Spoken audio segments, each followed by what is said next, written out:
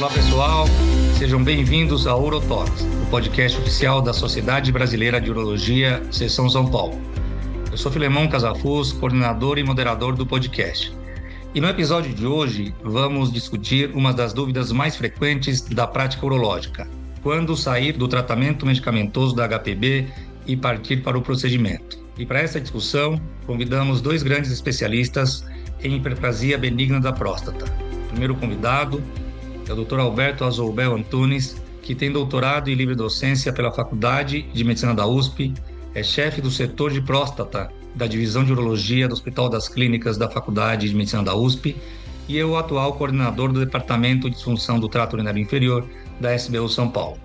Alberto, muito obrigado por aceitar o convite e seja bem-vindo ao UroTalks.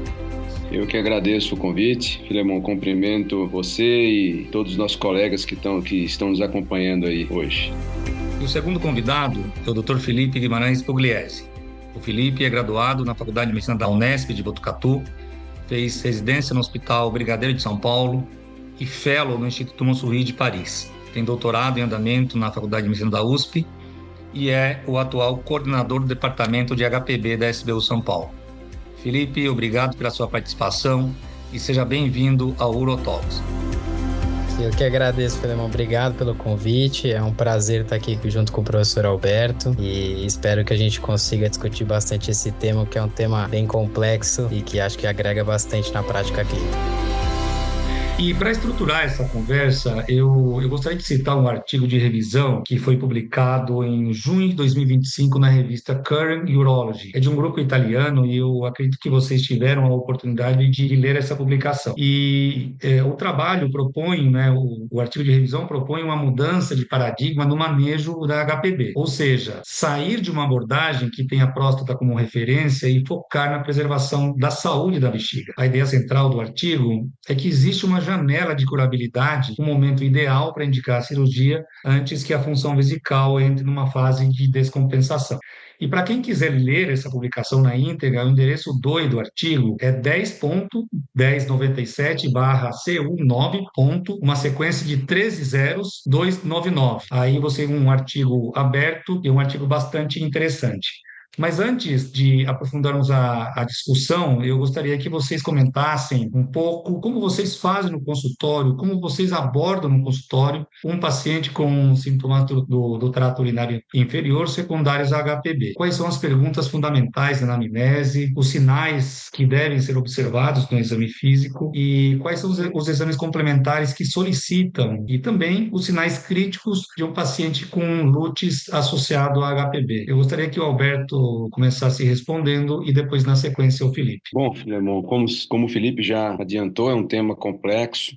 Parabéns pela escolha dele. Talvez a gente tenha muito mais perguntas do que respostas, né, relacionadas a esse tema, mas a necessidade clínica que esse tema vem trazendo, tem feito surgir muitas publicações interessantes nesse meio e isso tem feito com que a gente evolua aí devagar. Começando pela sua pergunta, o paciente de disfunção urinária tem que ser observado já na entrada dele na sala do consultório, né? A forma como o paciente anda, como o paciente se mobiliza, já pode trazer informações importantes sobre a forma como ele urina no contexto de um eventual pano de fundo neurológico desse paciente. É óbvio que a gente está enfocando aqui mais na HPB, mas as coisas podem estar presentes simultaneamente, né? E começando pela anamnese, a gente tem que estar atento à sintomatologia e o que o urologista mais atento tem que fazer é olhar diferenciadamente para cada sintoma, não colocar todos os sintomas de LUTs dentro de um balaio só. A gente diferencia, a grosso modo, armazenamento, esvaziamento,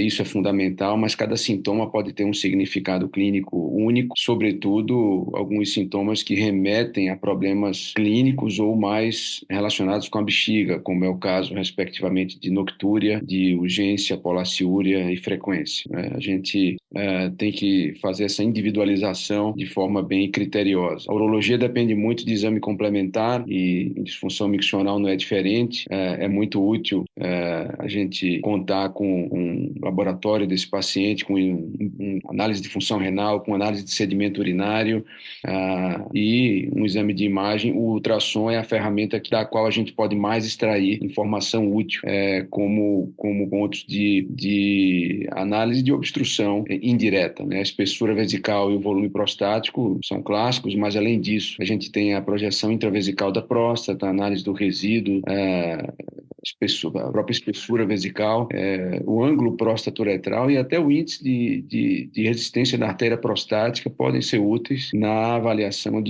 da presença de uma obstrução. Então, essa é uma avaliação básica que não pode faltar. Eu gosto muito da urofluxometria, faz parte da minha rotina. Eu acho que a visualização do gráfico, não só do número, né, do fluxo máximo, mas a interpretação do gráfico, se é um gráfico com cauda, um gráfico em staccato, enfim, informa muito sobre como aquele paciente urina, ainda que seja só um retrato pontual, né? Mas, enfim, eu acho que esse é o básico. Não sei se o Felipe quer complementar em algum aspecto. Não, eu acho que o que o professor disse está bem completo e principalmente acho que eu colocaria o que ele já colocou sobre como é multifatorial, né, essa avaliação. Então, quando a gente no início falou que é muito complexo e o professor complementou que talvez tenhamos mais perguntas, né, é porque é muito complexo entender o porquê que a bexiga está se deteriorando e muito individualizado, né. É lógico que nós, como urologistas, sempre vamos focar na resistência uretral, né, que está aumentando, e logicamente a gente tem que, como o professor disse, avaliar também outros parâmetros que podem estar envolvidos, sejam eles neurológicos, metabólicos. Então, acho que a consulta da HPB ela é bem ampla, né? Acho que a conversa com o paciente, como o professor disse, eu acho que de uma forma metodológica para ajudar os colegas que estão nos ouvindo a tentar diferenciar se o paciente está tendo um comprometimento do detrusor, que acho que é o foco que o artigo coloca, né? É tentar fazer o que o professor disse, diferenciar entre sintomas de esvaziamento e armazenamento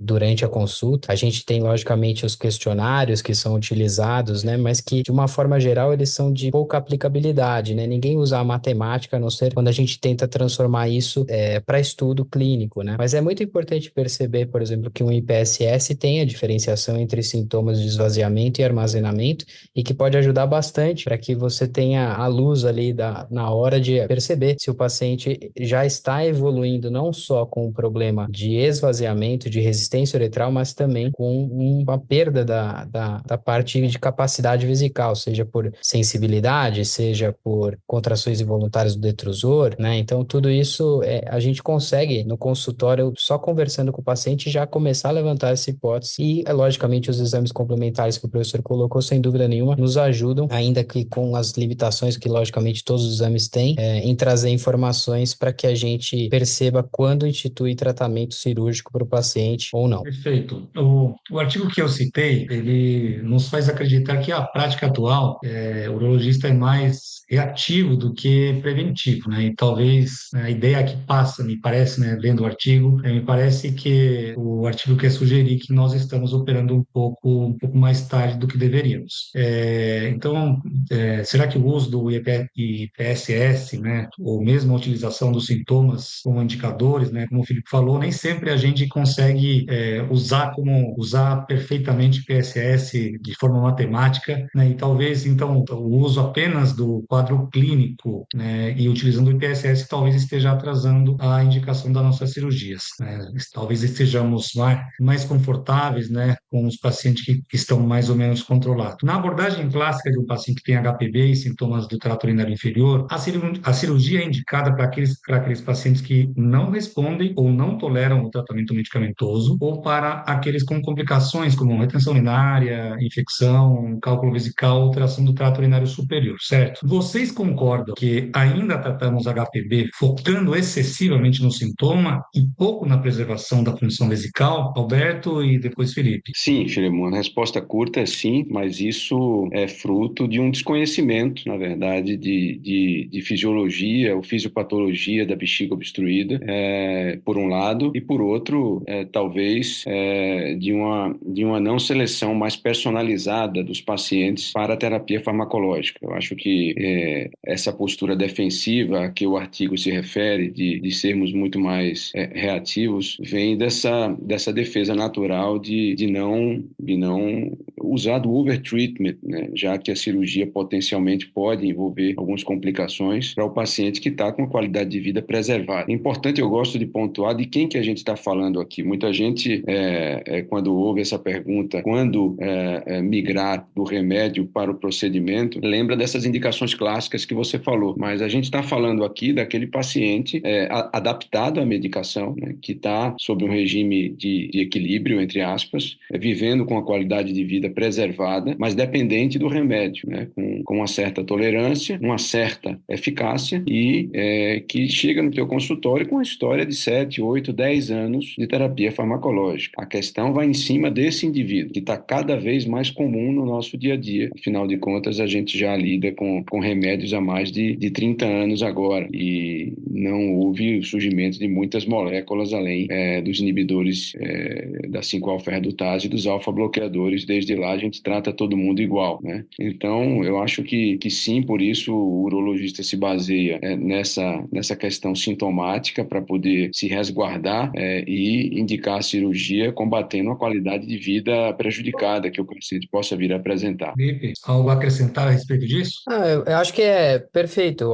É lógico que é muito fácil indicar cirurgia quando o paciente está em retenção urinária, né? Acho que a discussão não cai dentro desse ponto, né? O que o professor disse é justamente isso, quando que a gente consegue trazer um paciente que está confortável com a terapia farmacológica e trazer ele para a cirurgia, por que nós faríamos isso, né? Logicamente, a questão fisiopatológica de perda da função do detrusor, que é o foco que a gente tem que mostrar para o paciente, e logicamente que o desafio é como nós podemos não só explicar isso para o paciente, como evidenciar isso para que ele também concorde com a conduta, né? Porque não adianta nada nós falarmos isso, mas é muito difícil para um paciente você simplesmente falar, não, você precisa operar, você precisa mostrar o que está acontecendo com ele, né? E qual é a proposta que isso vai gerar, né? O que vai acontecer com ele. Então, acredito que o professor colocou um ponto-chave, que é o paciente em 10 anos de terapia farmacológica satisfeito e você tem a função de trazer ele agora para ser um paciente cirúrgico, né? Então, é complexo, é um tema complexo e até para você justificar isso para o paciente, como que a gente pode fazer isso? Eu O acho artigo importante. propõe...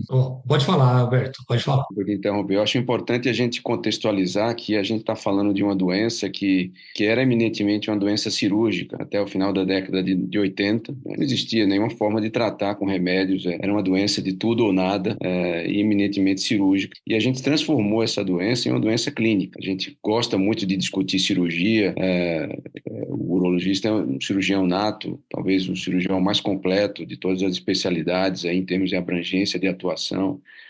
Mas a verdade é que 80% dos pacientes com LUTS por HPB são conduzidos com medicação, minimamente como primeira linha de abordagem e alguns em longo prazo, que são esses indivíduos que a gente está enfocando aqui hoje. A história das medicações é uma história de sucesso. Remédios funcionam, existem estudos abalizados, explicando questionários importantes de qualidade de vida, mostrando que tanto os alfa-bloqueadores como, em médio e longo prazo, os inibidores de 5-alfa-redutase são medicações efetivas no controle sintomático da doença, com suas limitações e nuances, obviamente. O problema é que essa solução, entre aspas, criou um outro problema, né? Que a gente se baseia até hoje em estudos que acompanharam os pacientes por 4 a 6 anos, mostrando redução de progressão relativa de 60%, prevenção de retenção e cirurgia relativas também de 50%, mas o paciente vive com HPB 25, 30 anos. e não 4, 30 anos. Então, o que acontece depois desse tempo que os grandes trials, o MTOPS, o Combat, o Conduct, avaliaram? A gente não sabe, né? A gente está começando a compreender agora o que é que se passa depois de 7, 8, 10 anos com esses pacientes. Esses pacientes estão chegando para a gente cada vez com mais frequência, e então surgiu um problema novo, e para a gente saber como se posicionar, a gente tem que ter um conhecimento que ainda não veio na sua completude, né? Que é exatamente esse ponto que eu me referi, do conhecimento da fisiologia do detrusor obstruído e da personalização desse tratamento farmacológico. Qual que é a história do detrusor obstruído? Será que todo paciente com a pressão de micção alta vai inexoravelmente evoluir para uma deterioração vesical progressiva? O artigo que você sugeriu à leitura propõe um algoritmo de 5 fases, de 5 estágios, né?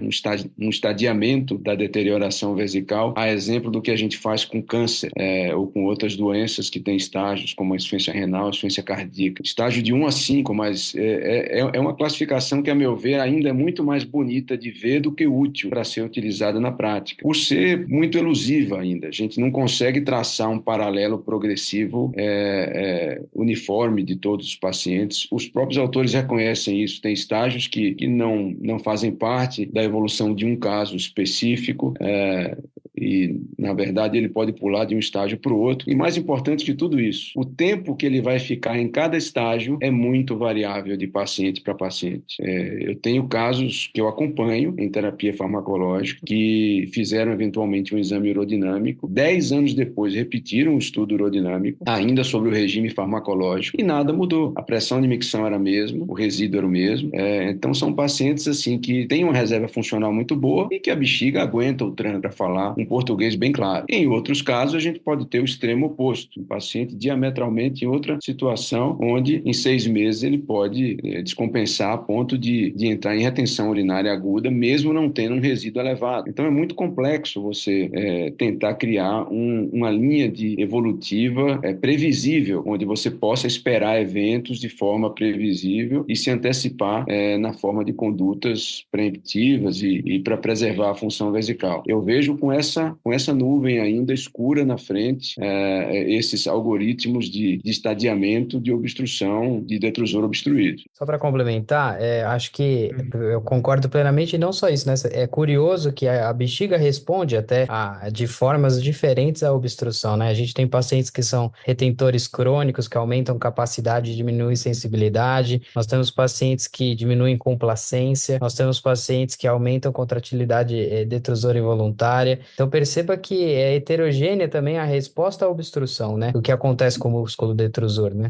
Então, é interessante que a gente não entende porque cada paciente é diferente ao mesma agressão. Essa é a verdade. Perfeito. O que o Alberto se referiu em relação ao que o artigo descreveu, né? O artigo descreve 5 estágios evolutivos da saúde da bexiga, né? A primeira seria a redução do fluxo urinário, que é obstrutivo. O segundo estágio é a hiperatividade do detrusor. O terceiro estágio é a incontinência de urgência. O quarto estágio é a retenção urinária aguda. E o último estágio é a falência vesical, né? E o que vocês estão falando é que essa progressão que em estágios, né, bem de forma que o artigo descreveu, não é tão observável na prática, certo? Então, eu vou para a próxima pergunta. Qual seria, se a gente não é tão fácil utilizar esses estágios evolutivos que o artigo citou, qual seria o momento ideal de indicar cirurgia para pacientes com HPV lutis que estão em tratamento medicamentoso ou não? Vocês mudam a conduta quando o paciente tem sintomas de armazenamento, como o aumento de frequência, noctúria e principalmente urgência, né? Urgência miccional. E uma pergunta derivada dessa aqui que eu fiz agora: a retenção urinária representa que nós perdemos a janela terapêutica do paciente? Vou começar com o Felipe primeiro dessa vez e depois o Alberto complementa. Acho que a pergunta é uma pergunta complexa, mas assim, eu acho que essa progressão que foi colocada pelo artigo, né, às vezes ela ajuda até de uma forma visual para o paciente entender e compreender o que a gente acabou de dizer em relação à progressão de doença e a possibilidade de ele perder a função detrusora dele. Então, é interessante a figura do artigo para mostrar, talvez, de uma forma para o paciente, mas compreendendo que, como a gente já explicou, o tema é mais complexo do que isso, né? Ele pode pular, ele pode demorar mais para evoluir, então é difícil da gente saber. Mas eu acho, sem dúvida, que quando o detrusor começa a mostrar sinais de hiperatividade detrusora, que foi o que foi posto pelo artigo, a gente tem que ter um carinho, digamos, especial por esse detrusor. É um sinal que algo está acontecendo. É lógico que a gente tem as medicações que tratam, né, essa hiperatividade. Para ser honesto, pensando, elas são, a literatura também mostra que ela é eficaz, tá? Então também a gente não pode falar que não, mas é eficaz em resolver os sintomas e a qualidade de vida do paciente. A pergunta que a gente está discutindo aqui é: será que a gente não está mais uma vez atrasando o tratamento de um detrusor que deveria ser tratado, né, e desobstruído? E eu acho que sim, tá? Essa é a minha opinião. Eu acho que quando começa o paciente a ter sintomas de urgência em vigência de medicação, é um sinal de alerta para que a gente progrida tratamento também. É lógico que o professor Alberto discutiu a respeito dos exames complementares. Eu acho que ultrassonografia ela é fundamental também para a gente acompanhar, principalmente não o volume prostático, que eu acho que muitos colegas avaliam, mas sim a bexiga, novamente, né? A espessura do detrusor, que também é algo que a gente sabe a limitação e a necessidade do exame, que precisa, não pode estar a bexiga muito cheia, não pode estar muito vazia. A gente tem essas dificuldades em relação a trazer esse diagnóstico. A gente sabe, inclusive, na limitação da medida do volume da próstata já é muito heterogêneo, a depender de quem está realizando o exame. Imagine a medida do detrusor, né, para tomarmos como conduta isso e mudar para uma conduta cirúrgica. Mas é importante compartilhar isso com o paciente. O resíduo pós-miccional que vem evoluindo, acho que é algo que a gente precisa ficar de olho. O paciente precisa compreender, pelo menos eu sempre falo isso, quando eu vou instituir terapia medicamentosa, se ele já tem o IPP de início, eu já explico que não vai ser, digamos assim, o tratamento ótimo medicamentoso, porque anatomicamente, mesmo que ele reduza o volume prostático, ele tem mais chances de evoluir para tratamento cirúrgico por causa de uma protrusão prostática. Eu acho que cada vez mais a gente está começando a discutir, principalmente por causa dos MISTs também, a cistoscopia flexível pré-operatória e como isso pode mudar até a nossa indicação de técnica. Eu acho que isso vai trazer também uma luz, e já vejo alguns colegas utilizando, mostrando visualmente para o paciente que o detrusor dele está ficando trabeculado e que a doença está progredindo, logicamente com as limitações e dificuldades de instituir isso em ampla escala em consultório, mas acho que é uma arma. A fluxometria, sem dúvida nenhuma, é uma arma muito boa para a gente já está começando agora a ter discussões de aplicativo com inteligência artificial, em que você vai fazer fluxometria dentro de casa, então diminuindo aquela chance do viés do paciente estar incomodado por estar fora do ambiente de segurança dele e tranquilidade para fazer o exame. Então a gente vai conseguir agregar mais informações para a gente, e não só isso, ter uma medida média, né, de fluxo, né, não só naquele dia, mas com várias micções trazendo para a gente informações importantes a respeito de como está evoluindo isso. O professor Alberto sempre gosta de salientar a respeito de um artigo que fala aquela curva, né, de fluxometria em staccato, né, que ela vai e volta, mostrando sinais de que o detrusor pode já estar comprometido. Então, a gente tem que utilizar de várias ferramentas para tentar chegar e mostrar para o paciente que o detrusor dele está sendo comprometido para a gente passar para uma terapia cirúrgica, né? Porque, como eu disse, acho que a discussão desse podcast não é para o paciente que a gente tem certeza que vai ser operado. Pelo contrário, é a gente mostrar para um paciente que está bem clinicamente com medicação que talvez a terapia cirúrgica para ele seja melhor a longo prazo para o detrusor dele, né? Não sei o que o professor Alberto tem a dizer. Eu concordo com o Felipe. Todos esses sinais, Filemon, que você citou, tanto o surgimento de urgência, como muito mais a retenção urinária, são indicativos. A urgência é uma luz amarela que acende, é um sinal de disfunção, de sofrimento vesical, e a retenção urinária, que tem sido por muitos não considerado um evento necessariamente indicativo de cirurgia, principalmente quando ela é revertida com remédios, né? Eu acho que o melhor caminho para um paciente com HPV que teve um episódio, ainda que reversível, de retenção urinária, é a cirurgia, né? Mas aí, de novo, a gente cai naquela discussão do que é mais fácil indicar, né? Voltando para o paciente assintomático, o melhor cenário para a gente conseguir identificar nuances que possam estar apontando para uma deterioração vesical é aquele paciente fiel ao segmento, que não é bem a cara do paciente da HPV, né? Aquele paciente que vai no teu consultório todo ano regularmente, com todos os exames que você pede, você consegue traçar gráficos, fazer projeções e notar pequenos detalhes que você não vai perceber naquele paciente mais relapso, que aparece a cada 2, 3 anos e que não faz todos os exames que você pede. Eu acho interessante porque a gente sempre questiona o urologista está demorando para indicar cirurgia e na prática o que eu vejo é todo mundo indicar muita cirurgia, né? Eu às vezes me vejo contraindicando um procedimento que um paciente teve a indicação e foi ouvir a minha segunda opinião. Eu acho que os urologistas indicam bem, viu? Indicam bem cirurgia porque querem operar. Talvez essa falha que esteja ocorrendo, que eu acho que há um atraso, eu coloque mais na conta dos pacientes, porque quando se decidiu que a cirurgia era o caminho mais efetivo, esqueceram de combinar com os pacientes isso, né? O paciente não gosta de cirurgia. Muitas vezes ele muda de médico quando recebe uma indicação. Então, eu acho que na prática o que acontece é muito mais isso. Poxa, eu tenho uma doença benigna, isso aqui não vai me matar. O homem é resiliente, bem mais que a mulher. Ele se adapta ali àquilo que ele está sentindo muitas vezes. Às vezes omite até o sintoma para não passar uma impressão de que ele está tão mal. Tem paciente que te fala que está urinando bem, quando ele vai no banheiro do teu consultório, você vê que o jato dele está pingando, que aquilo ali tá pífio, né? Que não tem nada bom ali, mas para ele fala que ele está bem. Então, eu acho que essa coisa do atraso, eu colocaria muito mais na conta do paciente, por essa questão subjetiva que envolve, pela adaptação, pela resiliência e pelo medo da cirurgia que a gente tem que, com muita habilidade, desconstruir, né? Porque a gente vive uma era muito rica de avanço tecnológico, de aprimoramento técnico. Hoje, cirurgia complica muito menos que há 15, 20 anos atrás. O evento da ressecção bipolar resolveu problemas da RTU clássica. Os lasers, muito mais, por abreviar tempo de sonda, tempo de internação, consequentemente complicações e sangramentos.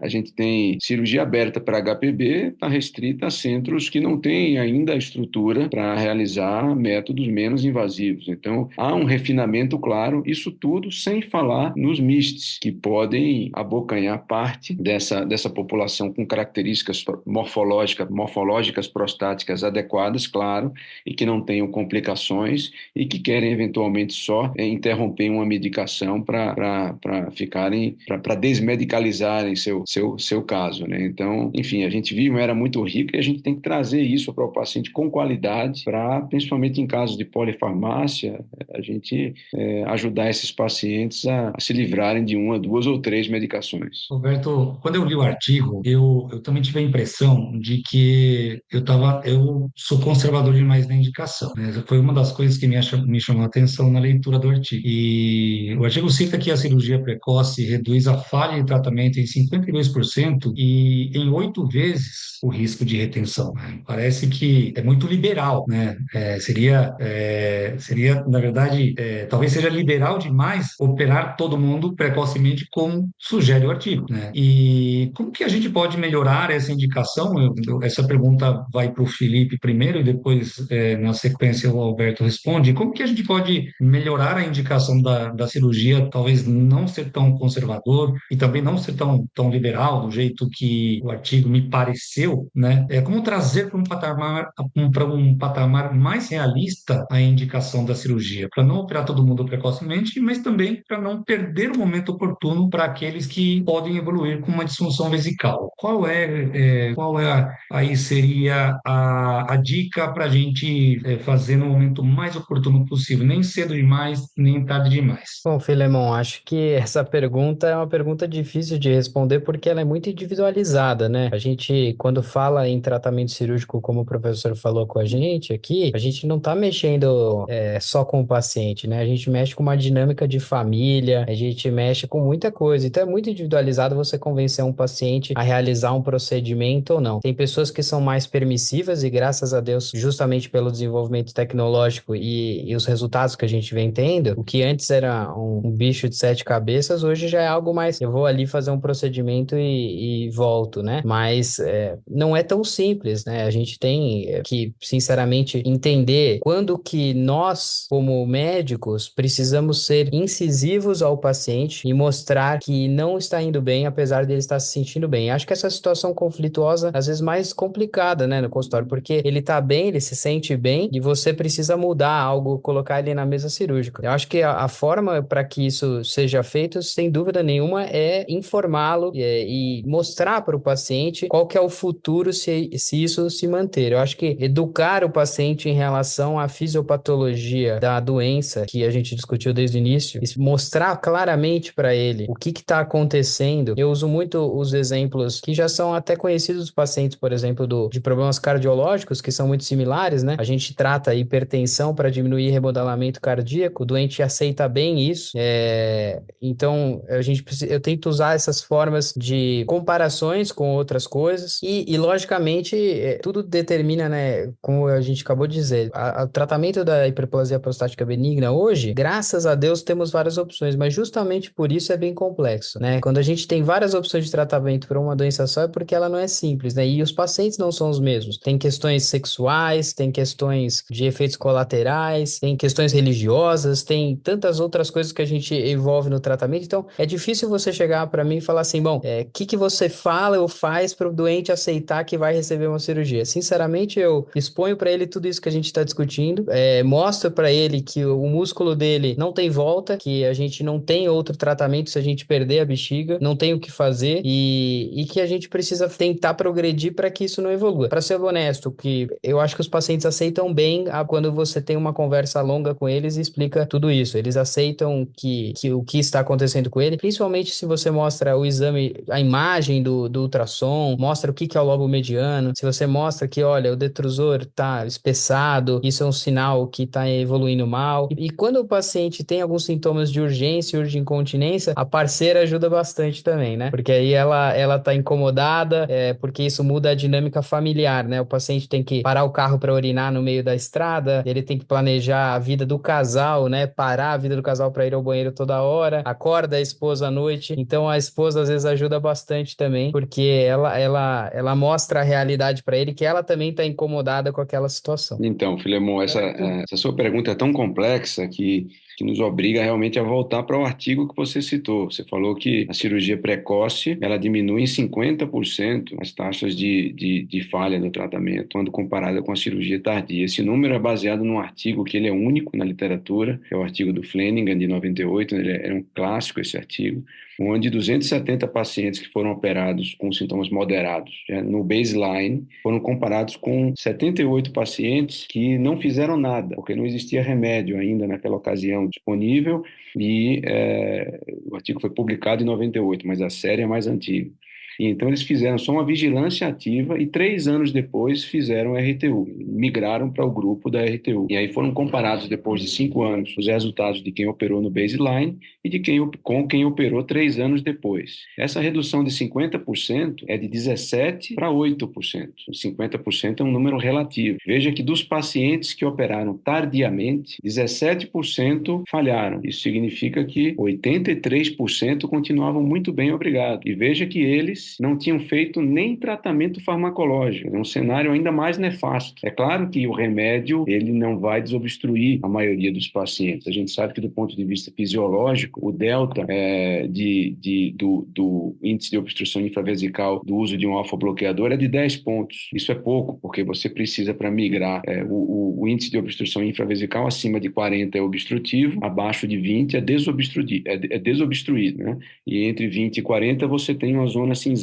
Então você precisa de 20 pontos para migrar do obstruído para o não obstruído. E o alfa-bloqueador, na média, só te alivia 10 pontos nesse índice. Então a maioria dos pacientes que tomam remédio continuam obstruídos, mas parte deles vão ter uma redução um pouco melhor. Então se esse grupo da cirurgia tardia tivesse tomado remédio, menos de 17% fatalmente iria falhar. Talvez esse número caísse até bem mais. Então mesmo operando tardiamente, a imensa maioria não vai complicar, vai continuar vivendo bem, com a qualidade de vida preservada, e isso significa que se você tivesse operado todo mundo no baseline, você teria um NNT, seria o número necessário de cirurgias para evitar uma complicação absurdamente alto. E isso é proibitivo em medicina, né? Você vai fazer o overtreatment, né? Seria a gente pegar todos os Gleason 6 de câncer de próstata e fazer radical em todo mundo, né? Você vai ter uma taxa de cura altíssima, mas às custas de complicações aí não desprezíveis. Lembre-se que estenose de uretra é 4 a 9%, esclerose de colo é 7%,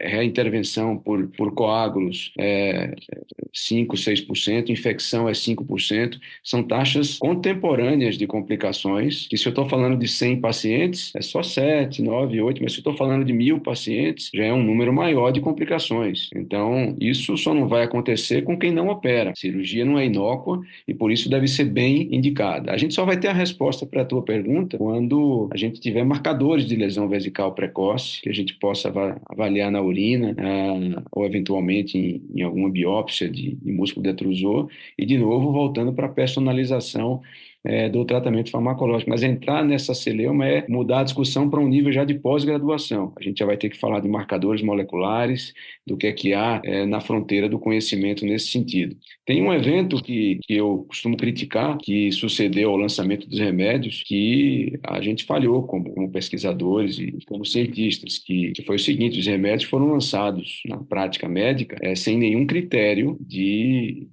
estudo clínico. Não há um ensaio randomizado prospectivo comparando um remédio com cirurgia até hoje. Isso era para ter sido feito no começo, no broto, na introdução dos alfa-bloqueadores, na introdução dos inibidores de 5-alfa-redutase em clínica. A gente deveria ter comparado uma série, como esse estudo do Flanagan fez com vigilância ativa, uma série tratada farmacologicamente com uma série indicada cirurgia randomizada, grupos semelhantes, pareados, para a gente ver em quanto tempo seria seguro a gente manter esses pacientes sob um regime conservador e operando o grupo farmacológico em tempos diferentes para comparar resultados, e a gente olha, depois de tanto tempo isso acontece, depois de tanto tempo aquilo acontece. E ainda assim não seria fácil definir padrões. Então falta esse estudo, que não vai haver, né?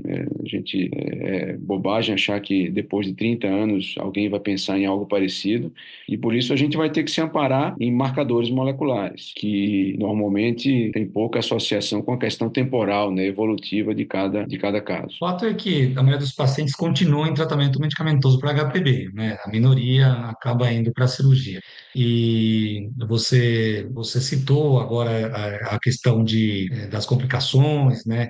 E também, até porque o medicamento, em sua maioria, é bem tolerado pelos pacientes, né? Eu queria saber de vocês qual seria o tempo máximo aceitável de tratamento clínico, né? Vocês citaram no começo do podcast que tem paciente que toma 6, 7 anos, e eu tenho paciente que toma medicamento para HPV há 10 anos, né? Esses pacientes, eu vou começar primeiro a pergunta para o Felipe e, na sequência, o Alberto responde. Esse paciente que está há muito tempo, né? Primeiro, a pergunta é: qual é o tempo máximo? Existe um tempo máximo aceitável? Eu estou tentando criar algum norte para os nossos ouvintes, né? Na prática de vocês utilizam um tempo máximo aceitável para tratamento clínico, e um paciente que toma medicamento para HPV há 8, 10 anos, esse paciente ainda está protegido? E vai uma outra pergunta na sequência, já que eu gostaria que vocês respondessem, se em relação aos efeitos colaterais do uso prolongado dos alfa-bloqueadores e também dos inibidores da 5-alfa-redutase. O que se sabe, né? Felipe, depois o Alberto, tá? Bom, Filemão, eu vou te dizer que essa sua pergunta, novamente, é muito difícil de falar, né? Sobre quanto tempo que eu posso deixar o paciente em tratamento clínico. O que a gente vem discutindo desde o início do podcast é tentar agregar informações clínicas e de exames complementares que mostrem para nós que a doença vesical está progredindo, que é o principal, e que a gente quer proteger, diminuindo ainda mais a resistência uretral com o tratamento cirúrgico. Então, assim, o que eu vejo é que a gente precisa desses exames complementares ou desses sintomas que apareçam para que eu consiga, de uma forma até que ética, para o paciente justificar por que eu estou submetendo ele a uma cirurgia, visto que o professor Alberto já colocou, ela não é isenta de riscos e complicações. Então, eu acho que o tempo, sinceramente, de medicação não é algo que a gente tanto usa na prática clínica. É bem verdade, você colocou uma situação que é de um artigo, né, que foi publicado até em 2021, um artigo populacional grande de Big Data canadense, que mostrou que a associação do tratamento clínico da HPB teve associação com insuficiência cardíaca, principalmente para os alfa-bloqueadores não seletivos, né? Então, essa foi um dado que são centenas de milhares de pacientes que foram avaliados num estudo de Big Data e que trouxe esse dado para a gente. É lógico que é importante importante, né? Toda vez que a gente tem esses dados, eles são dados que criam hipóteses, né? Eles não provam que tem associação, cria essa hipótese que há uma associação e que há uma dificuldade enorme de que a gente institua qualquer estudo com segmento de follow-up de 20 anos em uma doença benigna, que logicamente não tem qualquer benefício para a indústria farmacêutica como patrocinadores para esse estudo. Então é muito difícil instituir acho que um estudo prospectivo, randomizado, placebo-controlado, mostrando a associação de insuficiência cardíaca com as medicações. Então a gente tem essa pergunta provocativa sua, como você mesmo disse, que pode ser sim que o tratamento medicamentoso traga complicações de longo prazo. Existe também outras complicações de efeitos colaterais, como a gente já sabe, do uso de antimuscarínicos em pacientes que têm algum certo grau de demência. Existem algumas discussões em relação à depressão, sintomas depressivos. Logicamente, os efeitos colaterais de curto prazo a gente já sabe claramente das disfunções sexuais, hipotensão postural, distúrbio ejaculatório, mas isso não acho que nem entra na discussão, visto que a gente está falando do tratamento prolongado no paciente que está satisfeito e que a gente que está mudando a conduta porque a gente acredita que vai preservar o detrusor dele, né? Mas eu acho que a terapia medicamentosa, ela é segura até que todos os que a gente tem de dados, e é difícil eu falar para o paciente que a gente vai mudar uma conduta simplesmente por um delta T, né? Por um tempo. Acho que a questão de mudar a conduta, talvez, por uma terapia cirúrgica, não se baseia, pelo menos na minha prática clínica, em uso do tempo, e sim do que o paciente se apresenta, seja clinicamente ou com os exames complementares mostrando possível comprometimento do detrusor. Isso, começando pela segunda pergunta, que é da segurança de longo prazo, tudo isso aí que o Felipe falou é real. Existem associações de alfa-bloqueadores com insuficiência cardíaca, com demência, dos inibidores de coaferredutase com depressão, com tentativas de suicídio e com disfunções metabólicas, agravamento de questões metabólicas como diabetes, né? Mas vale a ressalva de que são todos estudos de caso controle. Esse modelo de estudo não permite estabelecer relação de causa e efeito. Para isso, teria que ser feito um estudo prospectivo que demandaria questões éticas e muito recurso e muito tempo, então, por isso, nunca devem ser feitos e, na prática, a gente tem que ficar atento. Esse perfil de paciente tomar o remédio há muitos anos, se ele descompensa da parte cognitiva de repente, se ele entra numa depressão, se ele piora um diabetes, já é um paciente que responde parcialmente à sua pergunta inicial quando migrar ele para a cirurgia. A gente tem que pensar em desmedicalizá-lo para ir tirando fatores potenciais de risco causal que possam estar levando àquela situação clínica. Quanto à temporalidade, é uma pergunta absolutamente sem resposta. Como que eu vou comparar um paciente há 10 anos sob um regime farmacológico que tem uma pressão de micção X e tem um panorama metabólico de fundo com um paciente que tem uma pressão Y, que tem um outro panorama metabólico de fundo que a gente sabe que influencia a função vesical, né?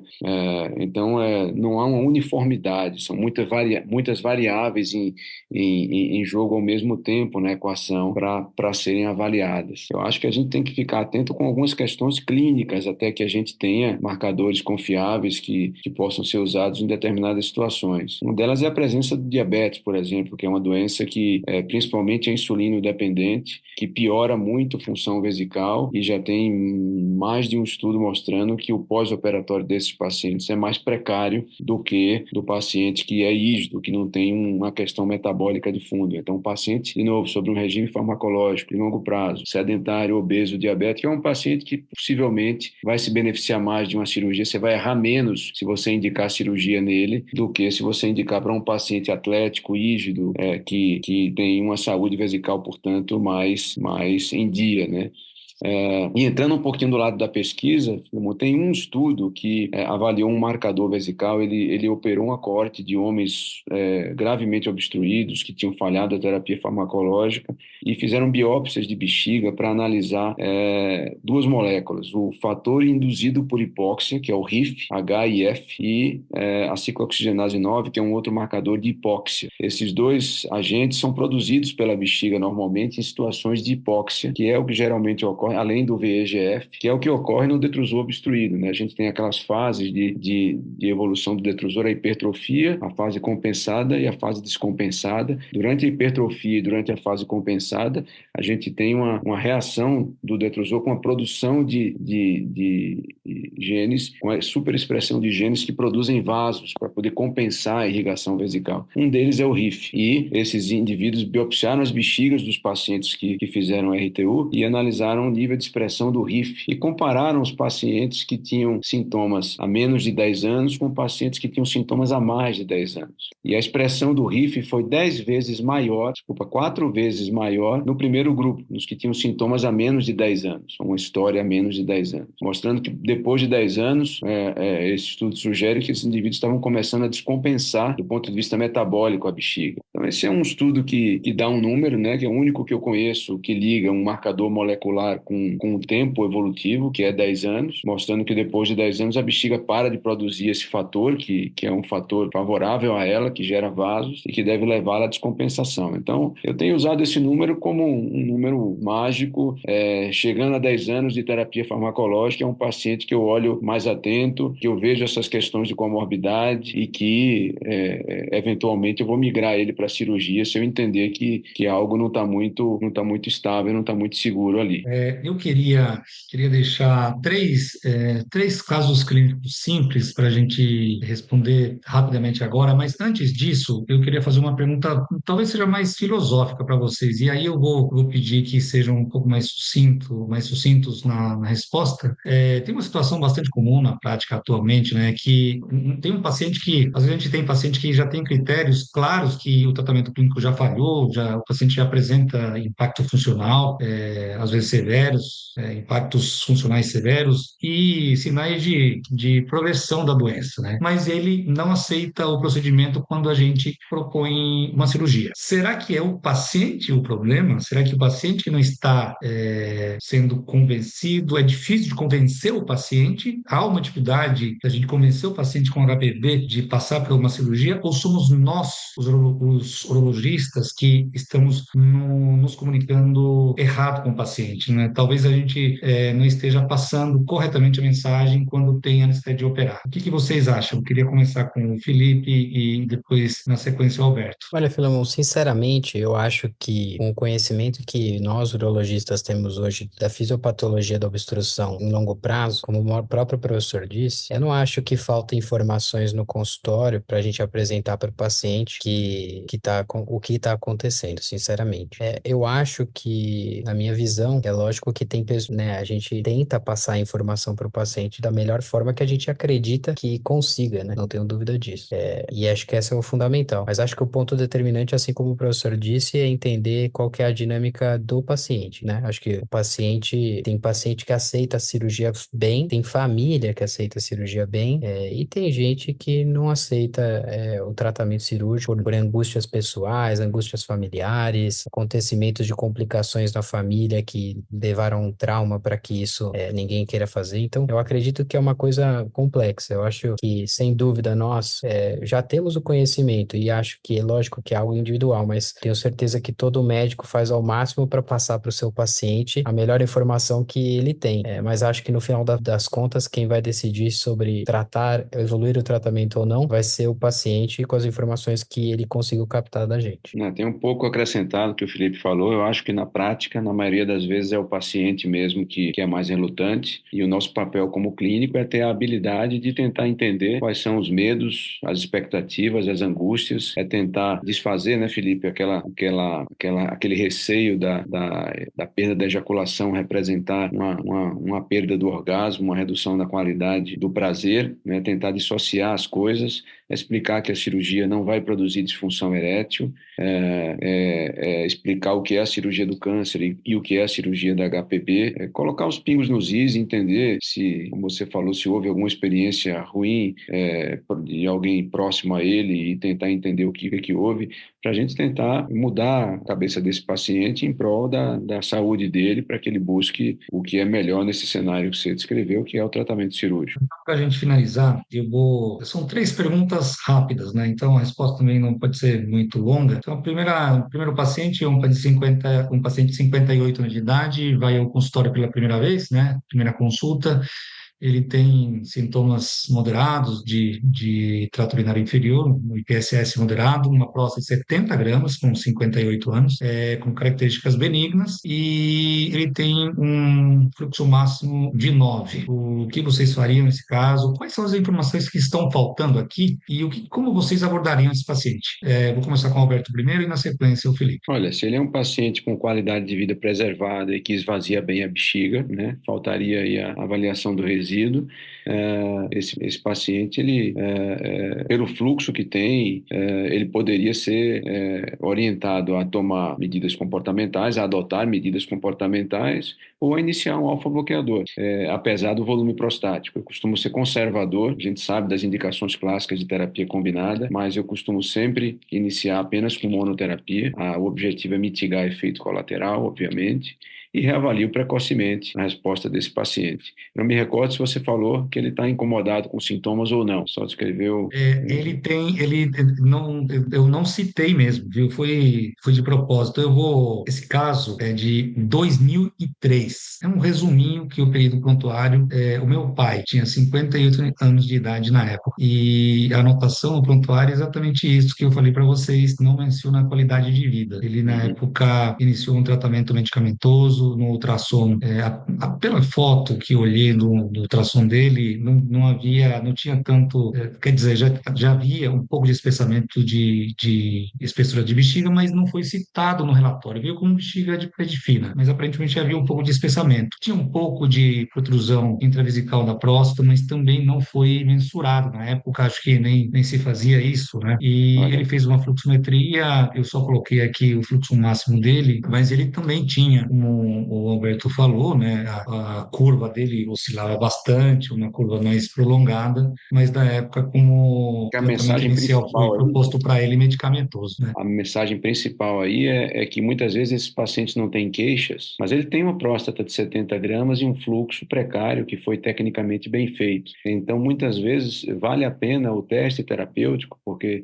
esse paciente não te refere nada, mas depois que toma remédio, ele fala que está melhor, né? Então, a subjetividade a gente não sabe o quanto que cada paciente se percebe. Então, eu gosto muito quando eu tenho esses fatores de risco de progressão, que é uma próstata aumentada e um fluxo baixo, num cenário até assintomático, fazer o teste terapêutico para mostrar para o paciente, para facilitar o paciente se perceber. Pode ser que ele tome o remédio e fala, não mudou nada. Tudo bem, testamos, é um paciente que vai precisar, no mínimo, fazer um acompanhamento periódico. Esse paciente não pode estar longe do urologista, mas daí dizer que ele vai ter que tomar alguma coisa, também não tenho essa certeza. Vai depender do benefício que ele perceber. E muitas vezes percebe que há um benefício, sim. Felipe, o que você faria nesse caso? Não tinha rolete ainda naquela época.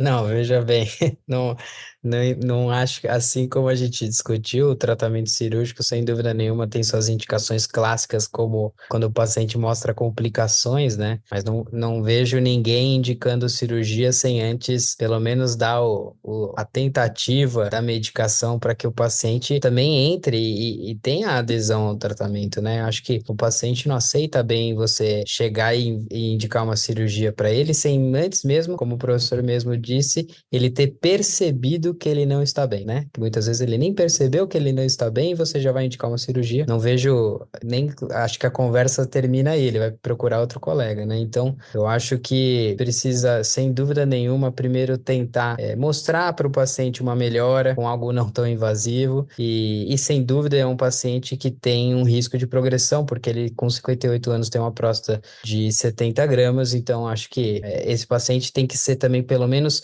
orientado em relação a isso, porque o doente da HPB tem uma dificuldade muito grande de adesão, justamente por ser uma doença benigna. Então o paciente some, ele começa a tomar medicação, não volta mais. Então eu acho que é importante não só dar a medicação, mas antes de dar a medicação, conversar tudo que a gente discutiu nesse podcast, que é explicar para o paciente que a bexiga dele é o X da questão, que ele precisa pensar nessa bexiga e acompanhar isso de perto. Ele teve uma resposta inicial boa com o tratamento medicamentoso, mas como ele faz tratamento de glaucoma, ele na época fazia muita dilatação, com frequência, e o oftalmologista mandava ele suspender o medicamento, a tansulosina, e ele evoluiu com uma retenção urinária e foi para a cirurgia menos de um ano depois. Antes de 59 de idade, ele fez uma RTU de próstata, ele acabou evoluindo bem. O segundo paciente seria um paciente de 72 anos de idade, já com um histórico de retenção urinária prévia e detrusor hipocontrátil. Vocês operam esses casos aí, Alberto? Olha, até que prove o contrário, sim. A não cirurgia no paciente obstruído com hipoatividade detrusora é uma exceção. A não cirurgia é uma exceção. E eu não estou me referindo à obstrução urodinâmica, que aqui muitas vezes você não vai conseguir alcançá-la, né? Porque a obstrução urodinâmica demanda uma pressão de micção alta e o hipoativo não vai te dar essa informação. Você tem que se basear em parâmetros morfológicos para poder definir a obstrução nesse caso. O IPP que o Felipe citou, o resíduo, a espessura vesical, a ausência de fatores sistêmicos que possam remeter os sintomas a outra causa que não a próstata, né? Então, na minha experiência, esses pacientes melhoram substancialmente com a cirurgia e é o melhor caminho a ser seguido como regra geral. Você opera? Sem dúvida alguma. Eu acho que a gente tem literatura ampla mostrando que o tratamento cirúrgico para o paciente com detrusor comprometido, ela é eficaz, melhora todos os parâmetros, tanto de micção, qualidade de vida e até em pacientes, tem algumas séries de pacientes com bexiga acontrátil até, né, no urodinâmica, eles conseguiram sair da sondagem, da sonda, ou mesmo diminuíram a frequência do cateterismo, né? Então, você melhora, sim, a qualidade de vida do paciente,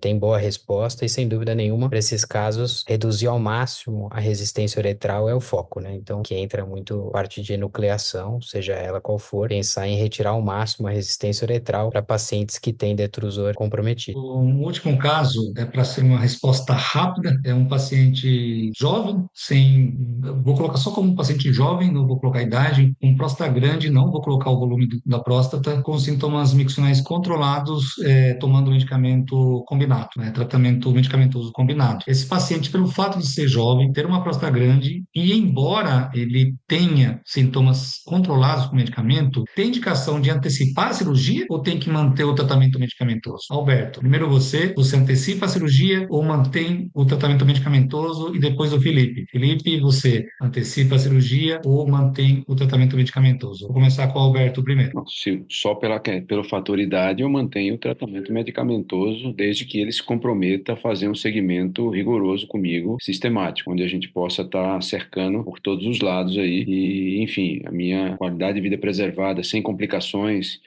em alguns casos, nessa situação, onde eu só acompanho. Felipe, Perfeito. você mantém ou opera? Não, mantenho. Acho que eu não tenho nada nem a agregar. Concordo plenamente. Não tem nem como discutir com um paciente que está bem, fazer um tratamento cirúrgico sem, logicamente, ter sinais que o detrusor dele ou ter algum problema para progredir tratamento. Bom, estamos chegando ao fim de mais um episódio do Urotalks. Eu gostaria de agradecer a participação dos nossos convidados, o Dr. Alberto, o Dr. Felipe. Olha, a conversa foi longa, eu acho que a gente tinha muito mais para conversar. E eu agradeço muito por vocês dividirem com a gente tão vasto conhecimento. E eu vou passar a palavra para vocês para as considerações finais, mas também eu gostaria que deixassem uma mensagem para os nossos ouvintes, uma mensagem para levar para casa. Começo com o Alberto e na sequência o Felipe. Bom, Filemon, agradeço então mais uma vez o honroso convite e a oportunidade de conversar contigo, com o Felipe, hoje. O que eu queria deixar como mensagem é o seguinte: à luz do conhecimento atual, a decisão terapêutica em HPB-LUTS deve partir de uma decisão compartilhada, né? A gente não deve levar os algoritmos de forma engessada, seguir para, primeiro, obrigatoriamente, fazer só orientações, depois entrar com monoterapia, depois para terapia combinada, depois para mistes, depois só por último para uma terapia ablativa. É preciso orientar o paciente o máximo que você pode, munir ele do máximo de informações possíveis e atender às expectativas que ele tem, a forma como ele vê a doença, aos receios que ele tem, da melhor maneira possível. Esse é a boa medicina, essa é a medicina, a patient demanding medicine, que a gente tem que buscar nesse cenário aí, de novo, sem complicações. Eu tenho casos que estão em terapia farmacológica há 10 anos, eu tenho casos que eu operei, fiz enucleações sem sequer testar remédio, simplesmente porque quando o paciente me perguntou por quanto tempo eu vou ter que tomar esse alfa-bloqueador, eu falei, não, em princípio, uso crônico, ele não quer. E eu acabei fazendo a enucleação e ele ficou super feliz. Tenho pacientes que eu fiz MIST, substituindo remédio, e o paciente ficou muito feliz. Tenho paciente que nem tentou remédio, já foi para um MIST direto.